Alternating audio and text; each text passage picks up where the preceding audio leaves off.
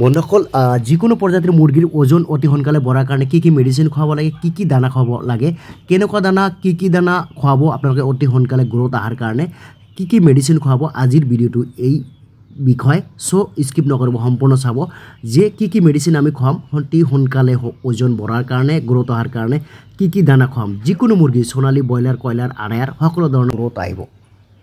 So friends, video skip নকৰিব, সম্পূৰ্ণ চাব আৰু চেনেলত নতুন থাকিলে চেনেলটো নিশ্চয় সাবস্ক্ৰাইব কৰিব আৰু বেল আইকনটো ক্লিক কৰিব নেক্সট ভিডিওৰ আপডেট তেতিয়া আপুনি অতি সোনকালে পাই যাব।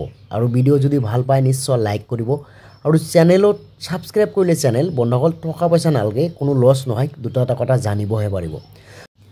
ওয়েলকাম ফ্ৰেন্ডস, আপনাদেৰ চাই আছে Assam agro farm and hatchery. So বন্ধুসকল, এতিয়া কথাটো হৈছে যে আপোনালোকে মেডিচিনটো খুৱাব। ইয়াৰ কাৰণে আপোনালোকে প্ৰথমত আপোনালোকে জানিব লাগিব যে কিমান দিনত মুৰ্গীবিলাক 1 কেজি হয়। এতিয়া নৰ্মালি সোণালী মুৰ্গীবিলাক কিন্তু আপোনালোকৰ 70ৰ পৰা 80 দিনৰ ভিতৰত 1 কেজি ওজন গেইন কৰে। আৰু যদি দেশী লোকেল মুৰ্গী পিয়ৰ লোকেল পোহে তেতিয়াহ'লে আপোনালোকৰ জানে যে এইটো লোকেল মুৰ্গীটো মোটামুটি ধৰক 100 দিনৰ পৰা 110 দিনৰ ভিতৰত 1 কেজি ওয়েট গেইন কৰে, মানে 100 দিনৰ পৰা 110 দিনৰ ভিতৰত। সো এতিয়া কথাটো হৈছে যে আপোনালোকে যদি এইবিলাক মুৰ্গী সোনকালে গ্ৰোথ হোৱাৰ কাৰণে বা ওজন বঢ়াৰ কাৰণে আপোনালোকে যদি চেষ্টা কৰে, সহজে কিন্তু কৰিব নোৱাৰে। ইয়াৰ কাৰণে কিছুমান দানা ভাল খুৱাব লাগিব, মানে বজাৰত ৰেডি ফিড খুৱাব লাগিব। আৰু আপোনাৰ কিছুমান সাপ্লিমেণ্টাৰী আছে, মেডিচিন কিছুমান আছে। তো স্কিপ নকৰিব, মই মেডিচিনৰ নামখিনি ক'ম, কেনেকৈ ইউজ কৰিব লাগিব মেডিচিন সেইখিনি ক'ম। প্ৰথমত আপোনালোকে কিন্তু ব্ৰ'টন আৰু জিপ্ৰমিন এই দুটা ভাল এটা মেডিচিন আছে গ্ৰোথ বঢ়োৱাৰ কাৰণে বা ওজন বঢ়োৱাৰ কাৰণে। এই মেডিচিন দুটা আপোনালোকে ভালকৈ ইউজ কৰিলে নিশ্চয় গ্ৰোথটো বাঢ়িব বা ওজনটো সোনকালে বাঢ়িব। এইটো ব্ৰ'টনটো হৈছে বন্ধুসকল, এইটো হৈছে লিভাৰ টনিক। সাধাৰণতে লিভাৰৰ কাৰণে, ফাংচনৰ কাৰণে আমি ব্ৰ'টন ইউজ কৰোঁ। বজাৰত বহুত ধৰণৰ ব্ৰ'টন আছে, কিন্তু আমি ইয়াৰ ভিতৰত সবখিনি ইউজ কৰাৰ পিছত আমি কিন্তু ব্ৰ'টনে ভাল পাইছোঁ। ইয়াৰ পিছত হৈছে জিপ্ৰমিন। জিপ্ৰমিনটো হৈছে এটা গ্ৰোথ প্ৰমোটাৰ হয়, এইটো সাপ্লিমেণ্টাৰী গ্ৰোথ প্ৰমোটাৰ। যিমান গ্ৰোথ প্ৰমোটাৰ আছে সবতকৈ আমি বেছি ভাল পাইছোঁ গ্ৰোথ প্ৰমোটাৰৰ ভিতৰত জিপ্ৰমিন। এই জিপ্ৰমিনটো আপোনালোকে ইউজ কৰিব পাৰে বা এইটো বেষ্ট ৰিজাল্ট পাইছোঁ আমি।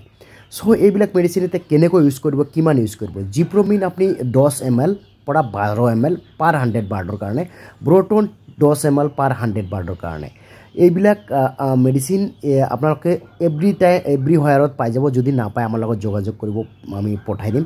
সো কথাটো হৈছে যে এই মেডিচিনখিনি আপোনালোকে এতিয়া কেনেকৈ ইউজ কৰিব। ব্ৰ'টন বা জিপ্ৰমিন দুটাই আপোনালোকে 10 বা 12 ml কৈ 2ৰ পৰা 2.5 লিটাৰ পানীত আপোনালোকে ভালকৈ মিক্সিং কৰিব।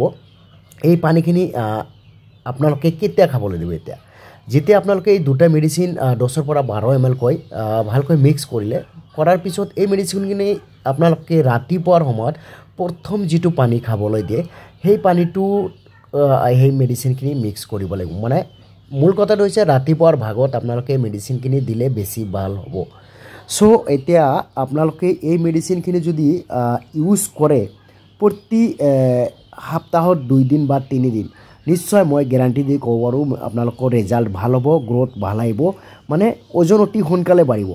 আৰু কথাটো হৈছে যে আপোনালোকে ডিৱৰ্মিং কিন্তু কৰাব লাগিব মাজে মাজে, প্ৰতি 1.5 মাহৰ পৰা 2 মাহৰ ভিতৰত মূৰে প্ৰতি 1.5 মাহৰ বা 2 মাহৰ মূৰে আপোনালোকে ডিৱৰ্মিং কৰাব, তেতিয়াহে ৰিজাল্ট ভাল হ'ব, মানে পেলুৰ ঔষধ দিব লাগিব। বন্ধুসকল, সম্পূৰ্ণ ভিডিঅ'টো দেখাৰ কাৰণে আপোনালোকক নিশ্চয় থেংক ইউ, ধন্যবাদ।